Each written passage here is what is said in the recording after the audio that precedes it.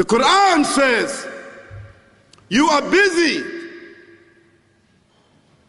piling up, calculating, developing your careers, your money, your occupation, your wealth,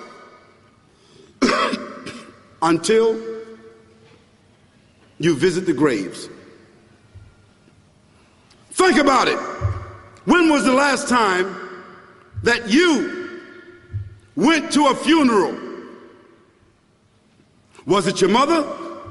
Was it your father? Was it your grandfather? Was it your uncle? Was it your cousin? Was it your friend? Was it your wife? Was it your husband?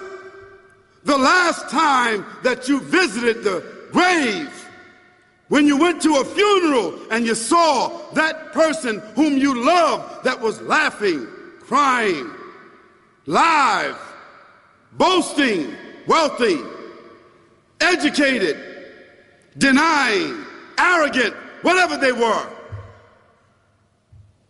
What was the demeanor of the people when you walked in that funeral home? When that person was stretched out in their last suit? What was the demeanor? Were the people cracking jokes? Were they dancing? Were they clapping and singing songs? No. Silence.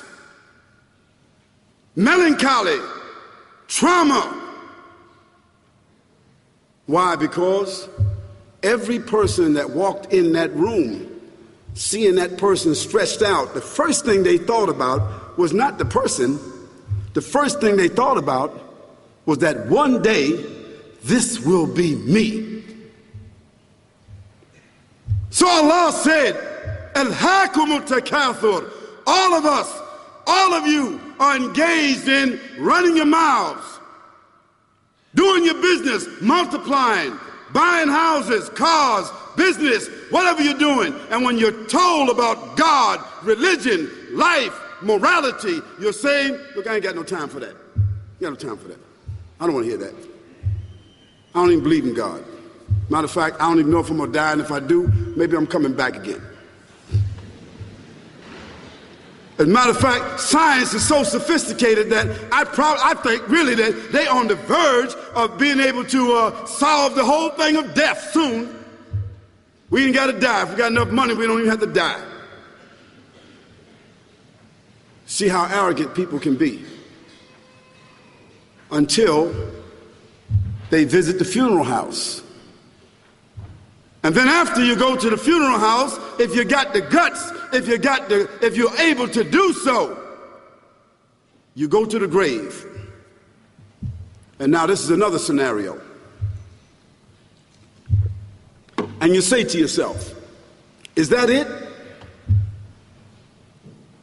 I mean, 50, 60 years, scraping, struggling, scheming, lying, stealing, fornicating, jumping up and down, begging, working, and this is the end of it? I mean, is this what's going to happen to me? Are they going to be dropping me into a hole in the ground? A hole in the ground, the same hole that a cat digs after it defecates. Just a little deeper.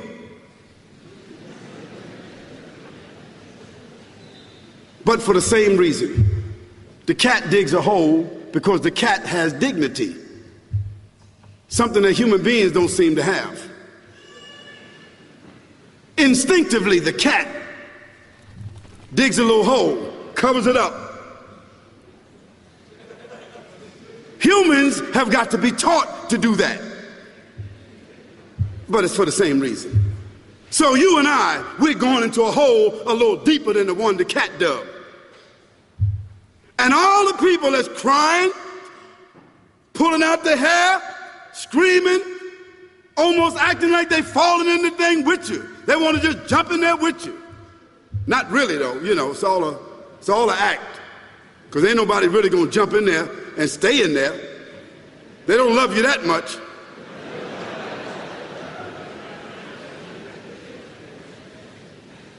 And then after all the shoveling get done, and they fill it up, and the box, you can't even see the box no more, the coffin that cost $5,000.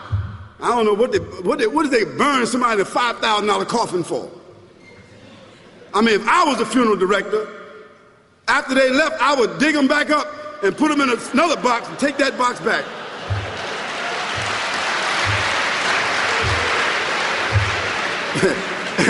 and honestly, I'm telling you, that's what they do. Yeah. So after all the money and all the drama, and they dig that hole and put you in there and cover you up, and everybody goes back to the place, go back to mama's house or daddy's house or whoever's house, and we cook some chicken or whatever it is, and we do a little dancing and drink some scotch and forget all about that person, and then we want the lawyer to come down and talk about, divvying up the spoils. So if that woman who died had a husband, somebody else is gonna marry him, you know that.